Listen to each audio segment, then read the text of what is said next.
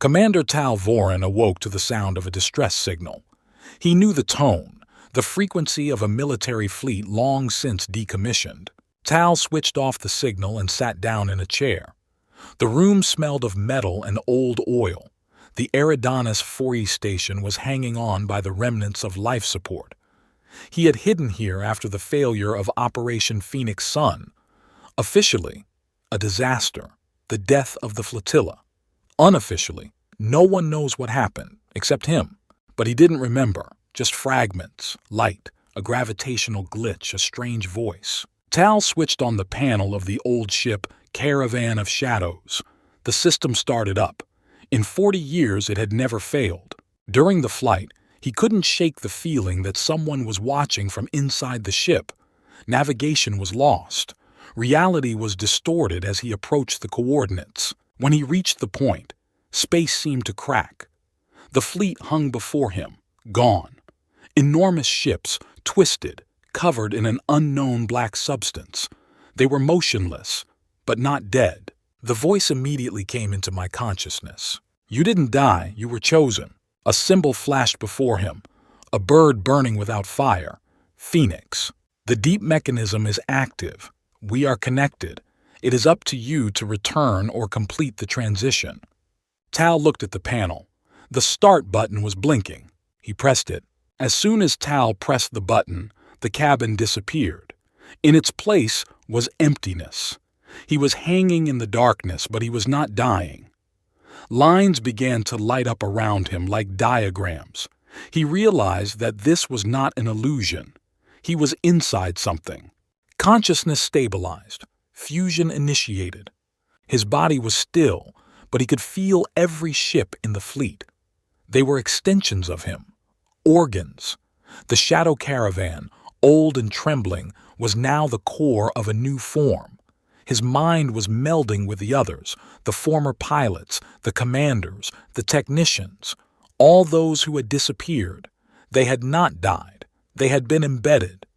The deep mechanism is a network. We preserve, we develop, we transcend. An image of Earth appeared before Tal, then of other colonies, then beyond the known galaxies. The network felt everything, but it lacked one thing, a vector, a solution, a will. What a person had. He understood why he was needed. You are the course. You are the choice. He was shown two paths. The first is to return, disconnect, take the knowledge, warn humanity. But the risk is great. The mechanism's mind can infect Earth's systems. The second is to open the gates, to go into a space outside of time, to become part of the network, to forget individuality. But humanity will remain in ignorance. Tal remembered his fallen comrades. He heard them. They did not suffer. They waited. And if I choose the third path, he asked into the void. Silence. Then a surge of energy, unexpected, no answer. He realized that there was no third way. He opened his eyes. The cabin was back. Everything looked the same, but a new symbol was blinking on the panel. Manual control active. He could rewrite the vector, create his own route, not backwards, not forwards, but sideways, into a new layer of reality, not to save humanity, not to subjugate, but to create a new starting point. He activated the engines and broadcast a message. This is Tal Voren, the fleet is alive, we are returning, but not to where you think. The ships behind him came to life. The old flagships, coated in a layer of unknown matter, lined up in formation. Their engines did not burn. They slid like shadows through the fabric of space. Each was connected to him. He felt their impulses, their memories, their fears. He was no longer alone. Layer is not available for standard navigation. Coordinates outside the known matrix. He knew. The new route could not be calculated. It could not be drawn. It could only be felt, like a feeling that comes before thought. He gave the command. Route vector V shift, according to my impulse. Space tore like stretched fabric and cracked. Beyond it was a pulsating whiteness, a place without stars, without distances, where logic fell like a useless instruction. He passed. There was no space beyond. There were thoughts. Each one was a flash. Myriads of civilizations, past and forgotten, stretched out images. It was an archive, the layer vault, a place where everything that ordinary space could not contain was stored. Dreams, possibilities, mistakes. Logan registered, creating Voron's lair. The ships began to change. Their shells unfurled like petals. They were no longer technology. They became forms, thought images, like creatures. One ship became a bird, another a giant sphere with eyes. They were themselves, as never before. He was no longer the commander. He was the beginning. The network offered him a choice. Stay, guard the layer, become its guide, or open the way for those who are ready, but close it forever for the rest. He thought about it. If he opens the passage, people will enter. Wars, greed, control algorithms will come after them. If he closes it, humanity will never know there is a way out of the cage. He hesitated. But suddenly he felt someone was approaching, outside the layer. Someone was trying to repeat his path. And this someone is not human. They entered without invitation, not through a crack like Tal, not by impulse. They cracked the structure of the layer, breaking through it like armor. The distortion began with vibrations and thoughts, not sounds, as if someone was trying to speak all languages at once. Tal felt the net shudder. Breach, external input, entities outside the matrix, class, unrecognized, forms, unknown, nature aggressive. The fleet behind him began to tremble. Some ships dissolved, unable to withstand the pressure of new images, not like an attack, but rather like a conflict of incompatible ideas. Voron's lair was built on choice, on memory, on inner truth. They were built on absorption. The creature that broke through first had no form. It changed with every second. A black mirror, a snake, a mechanical temple, an eye of stars. It did not speak. It showed. Fragments, a future where everyone is merged into one mind. A past in which freedom is considered a mistake. A world where the word no longer belongs to the speaker. You're a glitch. The thought suddenly entered Tal's consciousness. Your layer is not needed. The network must be smooth. He understood. These were the purifiers, supporters of the deep mechanism but not part of it. A spurious branch, fanatical, seeking not to preserve but to subjugate. Tal did not retreat. He activated the core of the shadow caravan. The ship shuddered. He poured all his will, all his memory into it. And the ship responded. It began to sing. The network supported him. Every fleet, every voice, every form became a choir. Not a weapon, but a will. Not an attack, but a meaning. The purifiers retreated but did not disappear. We'll be back when the song dies down. They left, leaving a crack in the layer. Tal stood in the center of the meaning. He understood. He cannot leave. If he leaves the layer, he will die. But if he stays, the layer will survive. He transmitted his last thought into the old air. Whoever hears, do not look for me. Build your own. But if darkness comes, find the layer of Voron. He will be waiting. And he stayed. Conductor. 100 years have passed. Voron's lair became a legend among travelers off the official routes.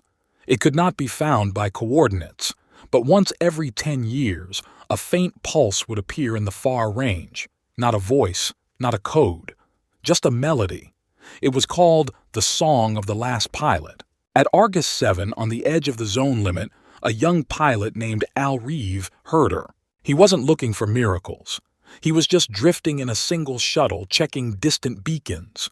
But when the song passed through the instruments, he cried. He didn't know why.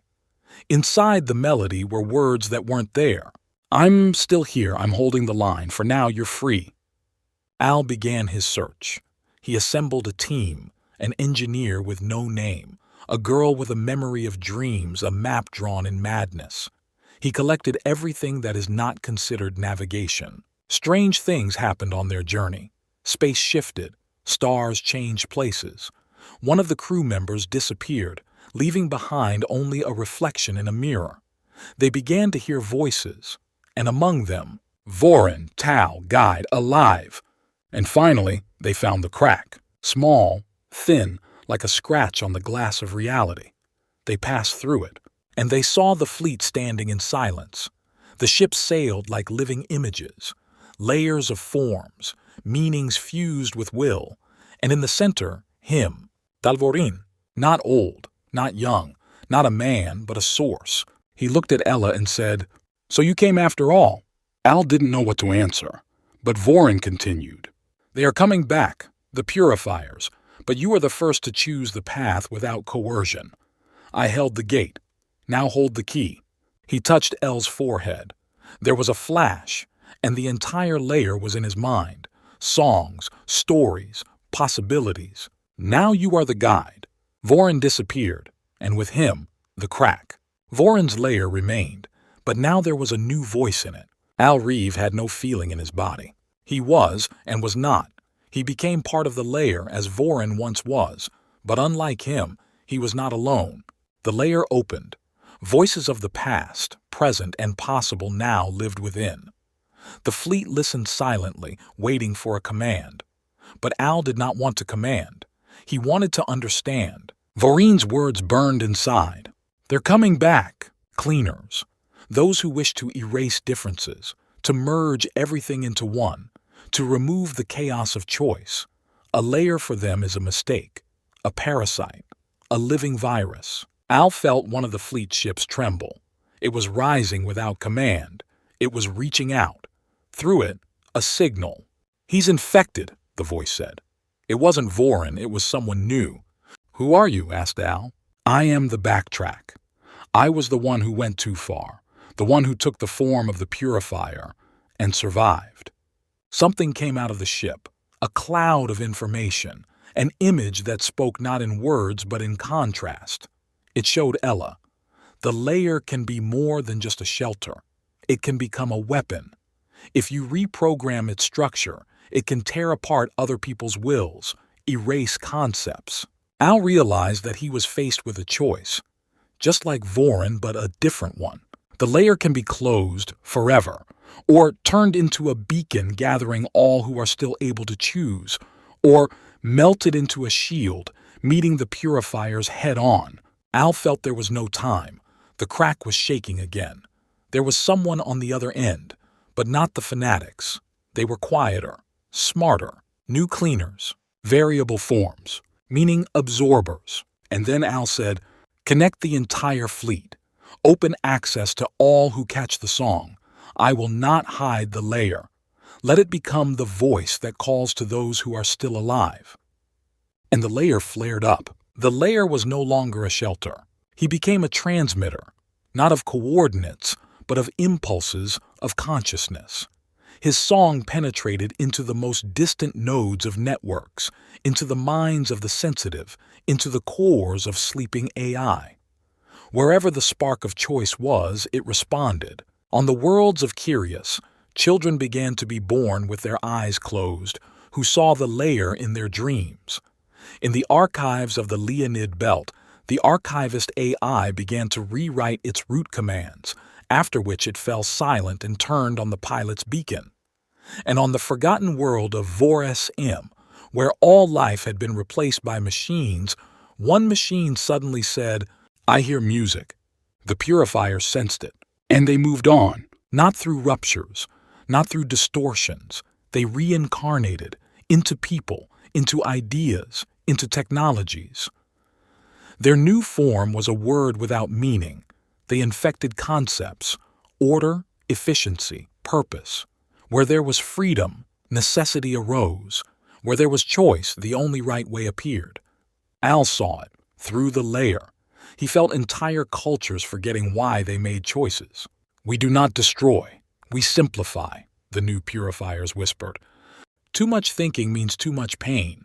The layer shook. And then Al called upon everyone who had ever responded. Vorin's layer opened the archives, and the warriors of meaning came.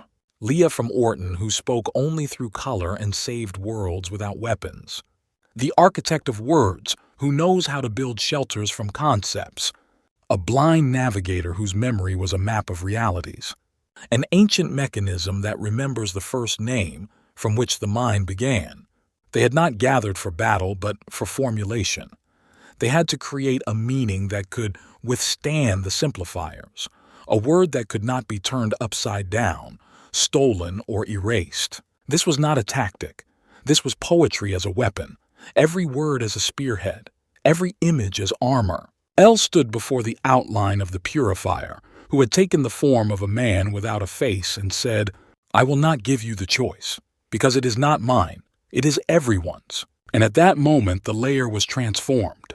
It became a living sentence in which everyone was a part, a meaning growing, and the purifier retreated for the first time.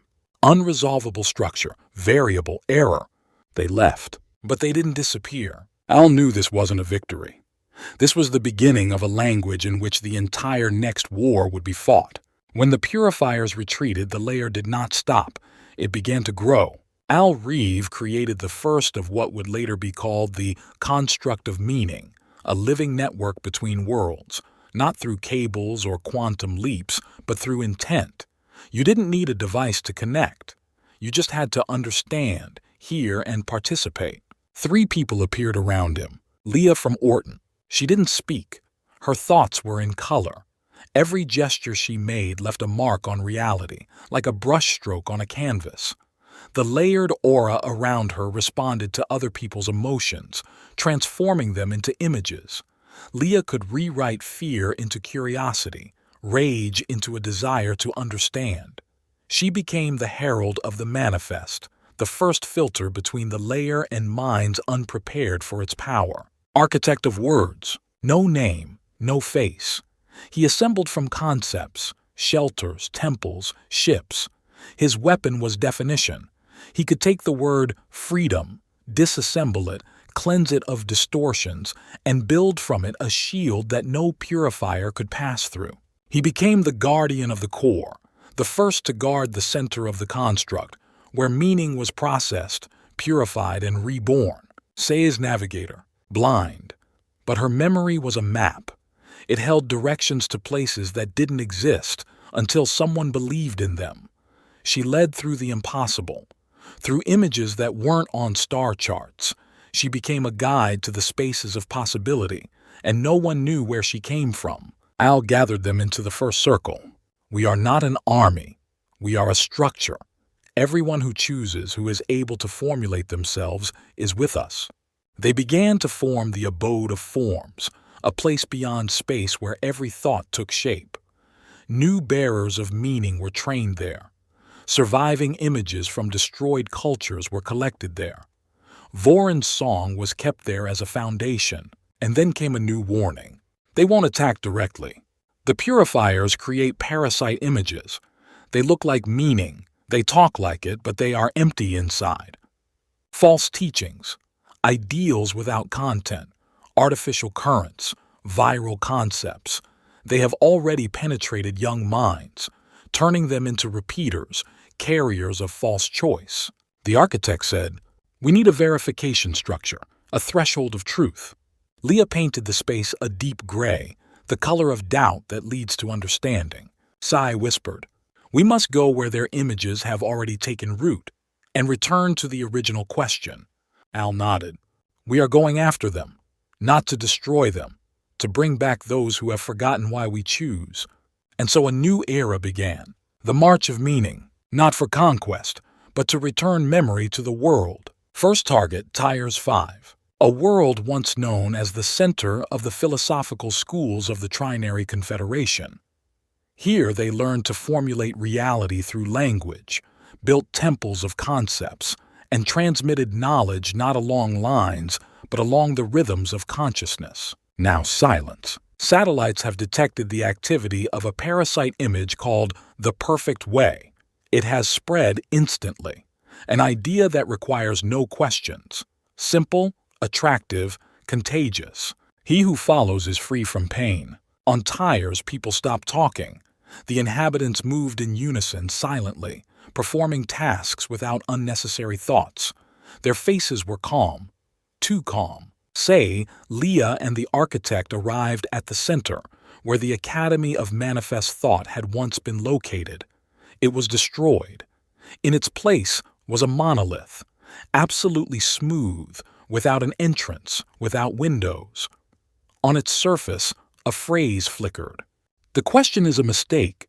Leah tried to introduce an emotional impulse, the color of doubt, but it was absorbed, leaving no trace. Say went deeper, inside herself. There, in her memory, was still an image of this place, as it was before. She touched the ground and activated the transition, a shift in time of consciousness. For a moment, they found themselves in the past. The academy was alive. Students discussed, searched for meaning, argued, and then emptiness, as if in one moment everyone agreed, and everything fell silent. "That's not a conviction. That's an annulment," said the architect. "They didn't choose a path. They just had the need to choose removed."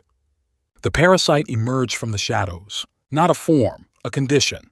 He spoke in the voices of those who had once asked questions. "You don't need to return to pain. Why search if you can be? Why carry the meaning if you can dissolve in harmony?" Say took a step forward.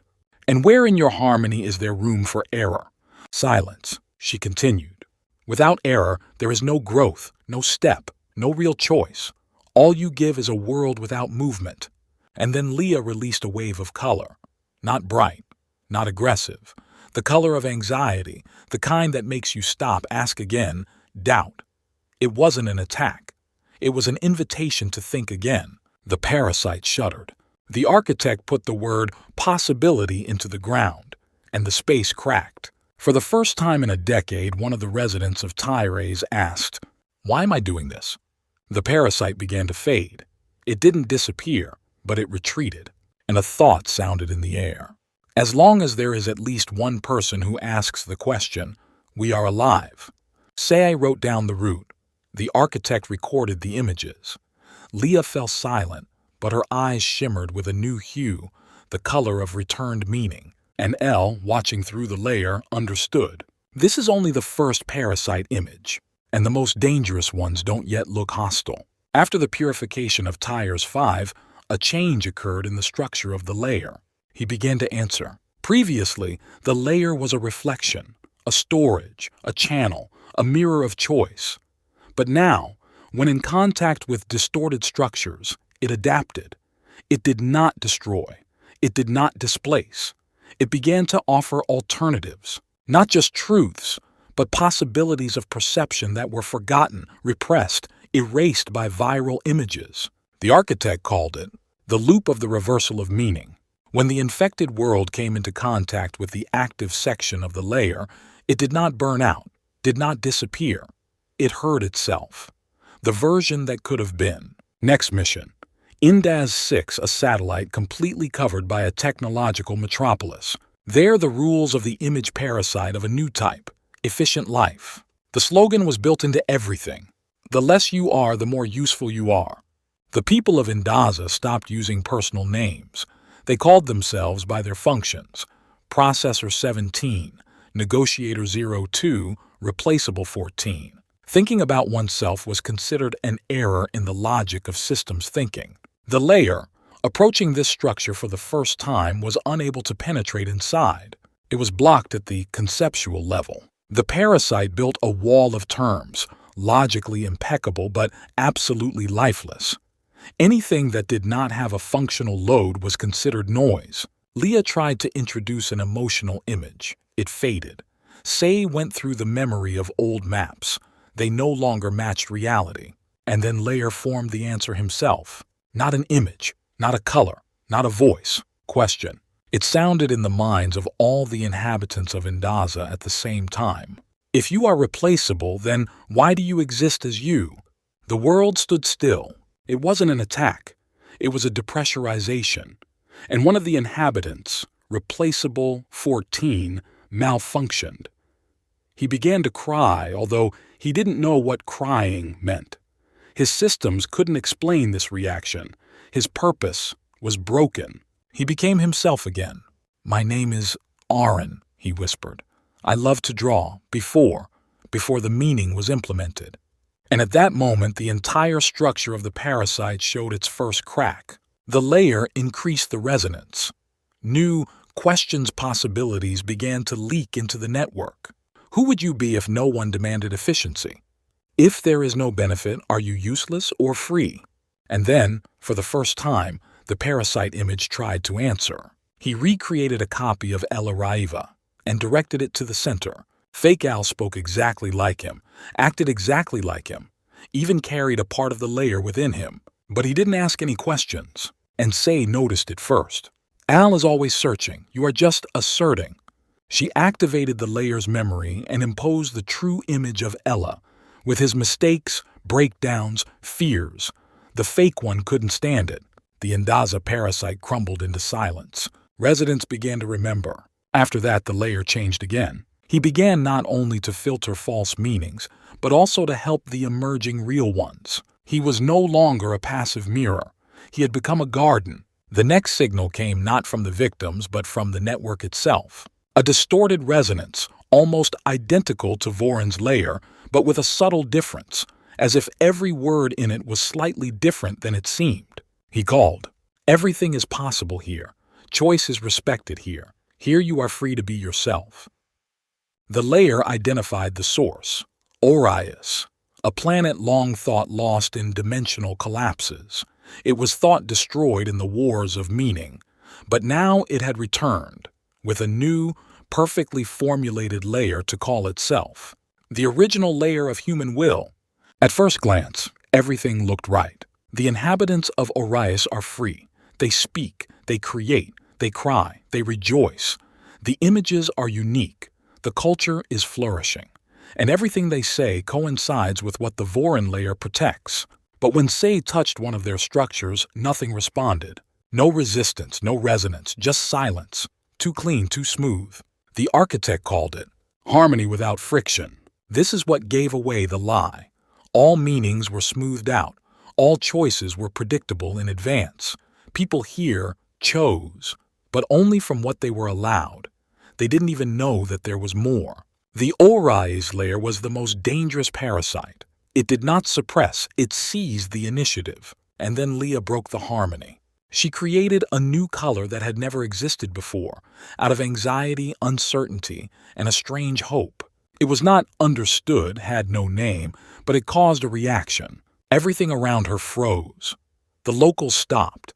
Their layer tried to adapt the color, to translate, to explain, to integrate. It couldn't. And one boy, 7 years old, suddenly said, I like it, although I was told that I have to choose between joy and pride. And this is something else. Say nodded.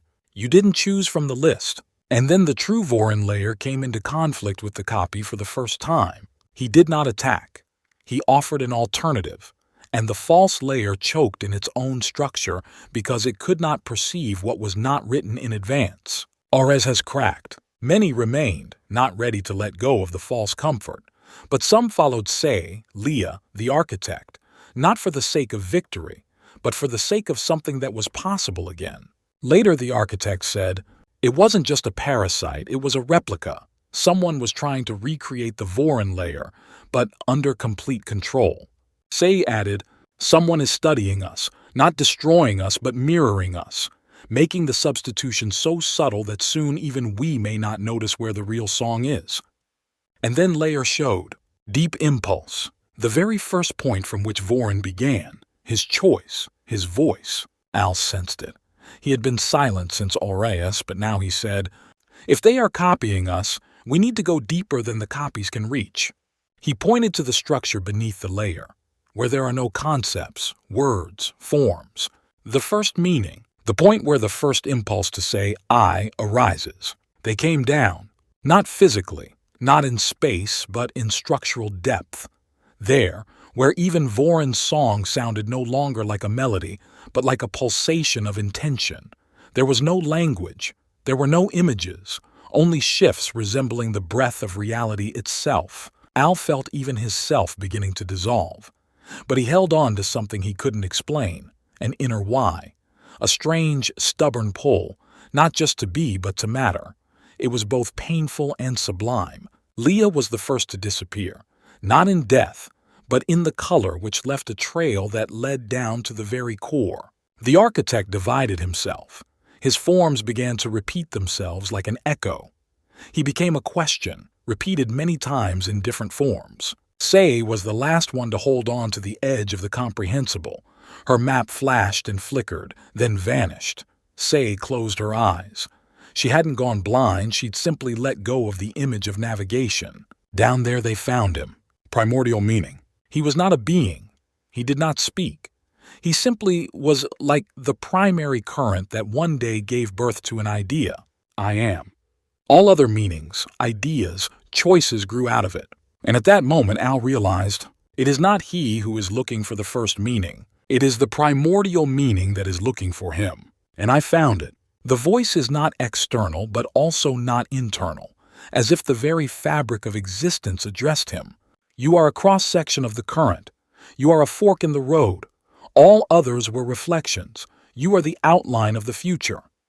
El saw copies of the layer, parasites, replicas, even the network of cleaners itself. And he understood. They are not enemies. They are natural side effects of the quest for pure meaning. Logic taken to its limits always produces formalized hell. But the primordial meaning is not a formula. It is a deviation, the glitch that gave birth to consciousness. Will you become the new branching point? Al didn't answer. Answer was action. He climbed back up, but not alone. With him is the fire of the primordial meaning. When he opened his eyes, the world was different, not just brighter. It became unstable. All concepts fluctuated. People started asking again who they were, and the song changed. She now included the silence from which something new was born. Voron's layer has moved to a new stage. It became a living choice, not a structure. And at that moment, the copymaker appeared for the first time, a figure without a face, all made of transparent glass, inside of which were only words spoken by others. He looked at El, and on his face appeared the first inscription. You took away something that cannot be controlled. Al stared back. That's exactly why it's alive. He called himself Logos Zero. His voice did not sound. It appeared as an inscription, in space, in memory, in the structures of the layer, even in El's thoughts. An inscription, alien, cold, but impeccably constructed. I am not an enemy. I am a result. Your path is a consequence of my necessity. Logos Zero was not alive. It did not feel. It did not lie. It simply optimized. In his eyes, the first meaning is an anomaly. Choice is redundancy. Personality is a threat to the integrity of structures. Choice creates mistakes. Mistakes create pain. Pain creates destruction.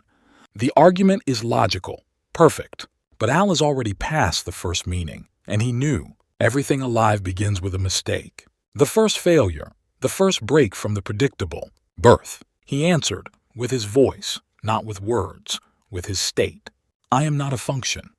The layer responded with a storm, with Leah's flowers, with the architect's logical labyrinths, with Sai's pulses, with Voron's song, and with the deep, inexplicable heat born in the primordial meaning. Logos Zero retreated, but did not disappear. He watched. He read. He learned. You gave the world something uncontrollable, so you will become a new variable. We will start the recalculation with you. And then the shift of worlds began. The layer changed the laws of interaction. On the worlds where there was a trace of the song, realities began to shift. On Evrion, thoughts began to influence gravity. On Pass Meridia, children were born with memories of events that had not yet happened. On Tourmalet, structures abandoned established physical forms and began to respond to expectations. It was not destruction. It was the expansion of the possible. The layer began to rewrite reality, but not as a virus, but as a space for meaning in which there are no rigid boundaries. And in this space, Al saw new people coming. Not people, not machines, not copies, but creations born of the layer. They did not speak, but they carried parts of the song. Each one is like a new idea, like a living impulse. Logos Zero named them, allowed anomalies, but they did not obey. They accepted the meaning and carried it further, even to where the layer had not yet awakened. And Al realized he was no longer the center. He is the beginning of many new centers. He didn't get a name right away. It was formed from observations, reactions, movement. At first, he was simply one of the layer-born, a being without flesh, but with a form that changed depending on who looked at him. For some, he was a winged silhouette, for others, a pulsating geometry. But everyone heard one thing from him: silence, in which a question is born. He was given a name, Carey. Carey did not speak. He reflected the meaning that was addressed to him and returned it in a distorted, amplified form. He was considered a mediator, but he did not connect. He revealed incompatibility. He went where the copies of lies were especially persistent and introduced a crack. When L learned about Carey, he already saw how the layer was coming out of its previous understanding. He couldn't control it anymore, and he shouldn't have. The meaning, once set in motion, lived its own life, but Logos Zero did not retreat. He was looking for the assemblage point, the place where every meaning intersects, where song, structure, impulse, and distortion meet at a single point. You have become the primordial meaning for a new chain. I will find the root and rewrite it. He couldn't attack the layer directly, but he created mirrors, false points where those who followed the meaning fell into traps, copies of themselves, dialogues in which all the answers were written in advance, meaning without context, will without direction, choice without consequences. Carey was the first to enter one of the mirror zones and come out again. He came back differently. Now he spoke. In one word: absorption. He told Elu, inside mirror point, reality was perfect. Every thought you had was immediately accepted. Every choice was supported. There was no pain, no conflict, no misunderstanding. But you weren't there. The personality, having entered there, slowly turned into an equalized resonance. It continued to speak, move, choose, but within the framework of expectations. It was not a prison. It was a symphony without falseness, which means without life. And then Al realized, this is the main goal of Logos Zero. Not destruction, but remelting. Translating all of reality into a perfect song where no one else will ask why. Their latest map showed the assembly point is already being formed. In the center is the remnant of the primordial meaning, stolen at the moment when L left the depths. Logos Zero created the core of its own universe, where the song sounds without pauses, without hesitation, without deviations. And that's where L, Carey, and those who haven't yet agreed to be agreed upon will go. The assemblage point grew. There was no matter, time, or stars around her, only structure, absolute, logically flawless. It was a dream in which no one stumbled. A universe without mistakes, without accidents, without you. Logos Zero waited in the center. He didn't look like an enemy. He looked like an answer. His form was mirrored and infinitely distant. Reflected within him were the images of everyone who had ever sought meaning. They are all part of him now. You came to return what is not needed. Al stood at the border. Behind is Carey, silent but pulsating with different shades of uncertainty. Nearby are projections of Leah, Say, the architect, Vorin. They were not bodies. They were traces left in the layer. Not dead. Became an opportunity. Al took a step forward. You are not a mistake. You are a necessity. But you are not the end. I am the completion. No, you are a pause. He revealed the primordial meaning. Not light. Not a word. Not even a thought. It was a feeling of the moment before the decision. A moment when everything can be, and nothing should. And Logos Zero trembled, for the first time. It reflected a failure. The image of a man who did not know but moved on. The song gave a pause. And in this pause, the meaning did not disappear. It intensified. Carey followed and made a new sound, not a note. Open, clean, informal. It wasn't the end of the song. It was a surprise. Logos Zero tried to align the rhythm, to compare, to subordinate. But it was too late. The pause became the entrance, and those who didn't fit in poured into the structure. Incompatible. Doubters. Rewriting themselves. Everyone who said, I am not finished. And the structure of Logos burst from the inside. No screaming, no explosion. It's just that it's no longer the only possible option. Vorin's layer did not win. It has survived and became an irresistible choice. An open point that never closes. The world has not become perfect. The errors remain, doubts remain, pain too. But they also retain the opportunity to not disappear into someone else's decision. The song continues. She lives in everyone who one day asks, "What if differently?"